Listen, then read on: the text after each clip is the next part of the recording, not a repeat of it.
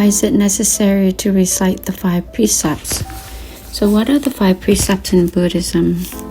No killing, no stealing, no sexual misconduct, no lying, and no drugs, alcohol, or intoxication.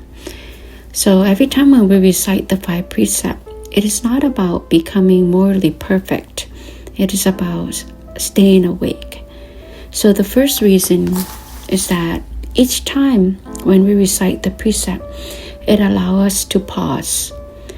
So when we recite the precepts, we stop the rushing of daily life. We pause before our habits take over. And in that pause, we remember, I'm choosing how to live.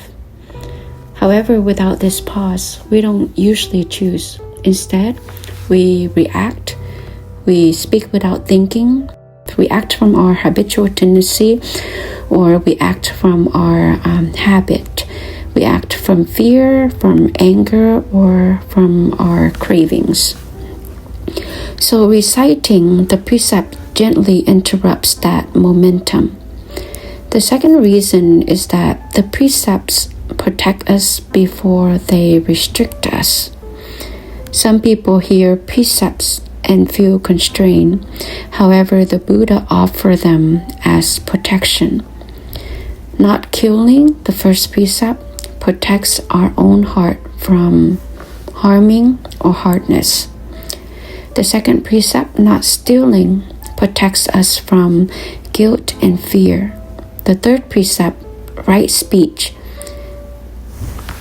protects relationships from slow destruction.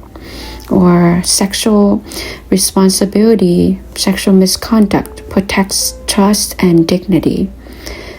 And then the last one is mindful consumption, or no alcohol, drugs, or intoxication, which protects our clarity and peace.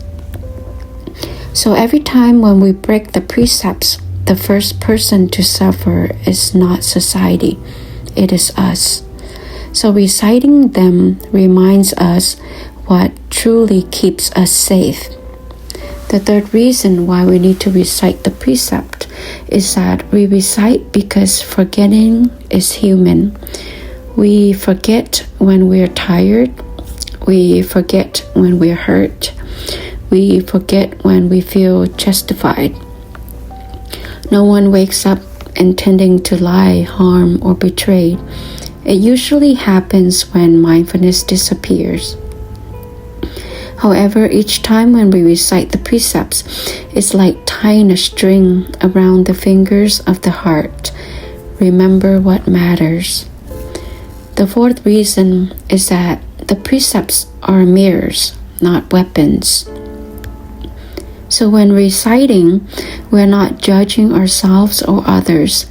We're simply looking honestly. Where have I been careless? Where have I spoken too sharply? Where have I consumed to escape pain? The precepts don't accuse us. They actually invite us back gently and mindfully. The fifth reason is that recitation plants seed for difficult moments. So in moments of anger, temptation, or fear, we rarely have time to think deeply. But if the precepts have been recited often, they arise naturally like an inner voice. Stop. Breathe. Choose differently. This is how recitation becomes living wisdom inside of us.